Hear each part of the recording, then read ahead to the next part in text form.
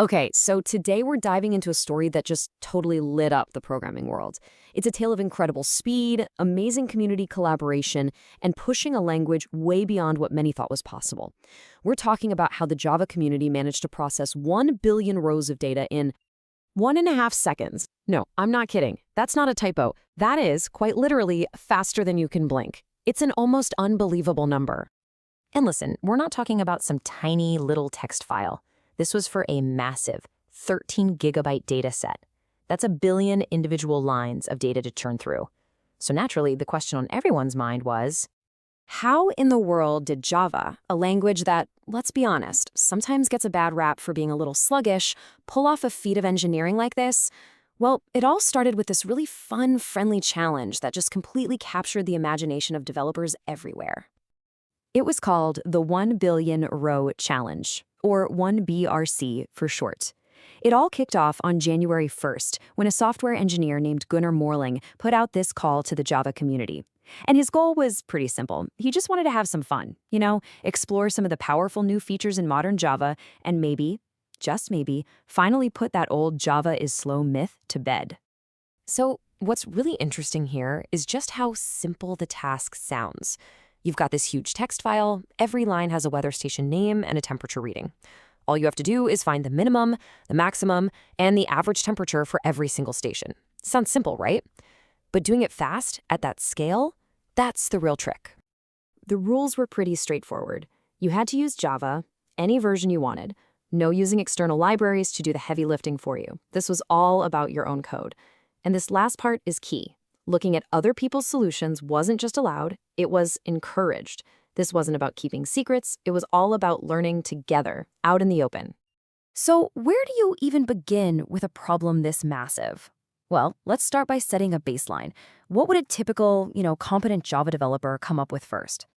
The first pass was exactly what you might expect. A really clean, readable solution using modern Java features like the Streams API.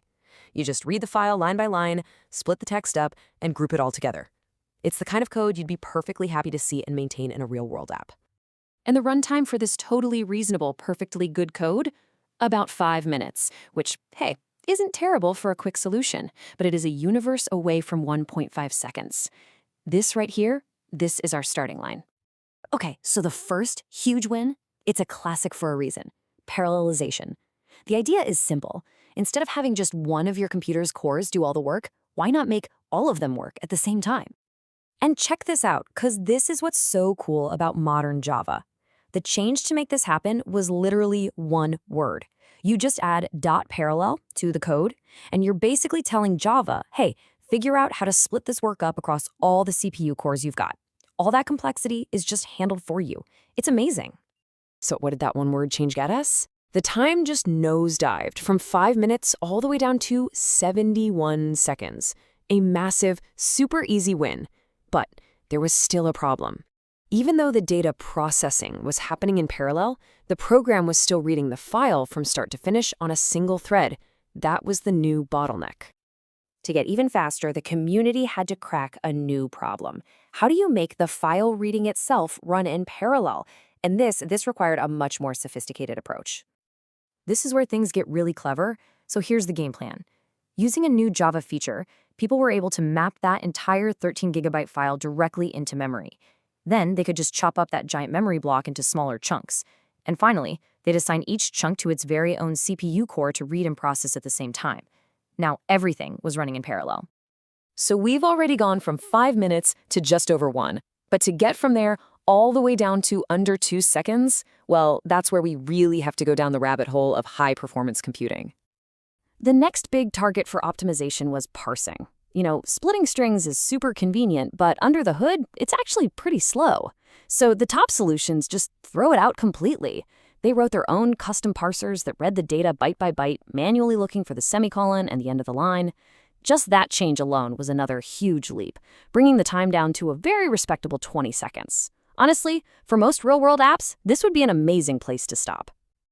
But this wasn't about stopping, right? This was a competition. So what's next? SIMLD. It stands for Single Instruction Multiple Data. Think of it like this. Instead of your computer looking at 1 byte at a time for that semicolon, A SIMD instruction lets the CPU check 8 or 16 or even 32 bytes all at once. It's like turning a single-lane road into a massive 8-lane superhighway. And from here, the techniques get into straight-up programming wizardry.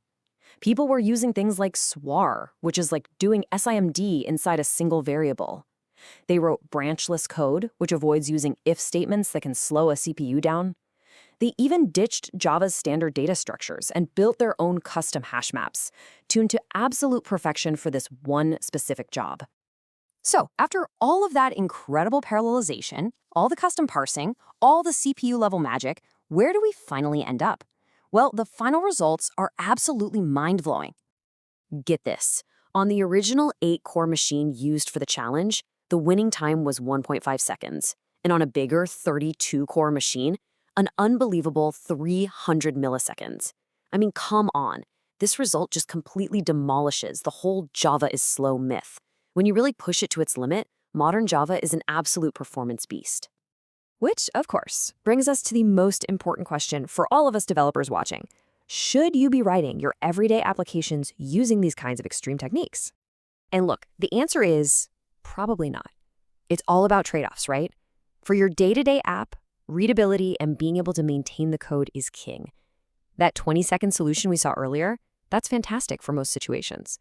But for the 1.5-second winner, every single nanosecond counts, and the code becomes incredibly complex. These kinds of tricks are best saved for the core of a library or a framework, where that last drop of speed is absolutely critical. Well, pushing the limits like this can have some pretty incredible real-world payoffs.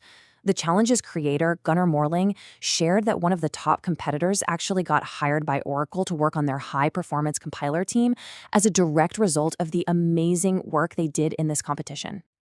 So here's the thing to take away from all this. While you probably don't need to optimize down to the nanosecond, this challenge really shows us what's possible. It forces us to think hard about performance and really understand our tools at a much deeper level.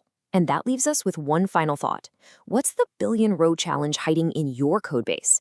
Where is that one bottleneck that, with a little bit of clever thinking, could be made 10 or even 100 times faster?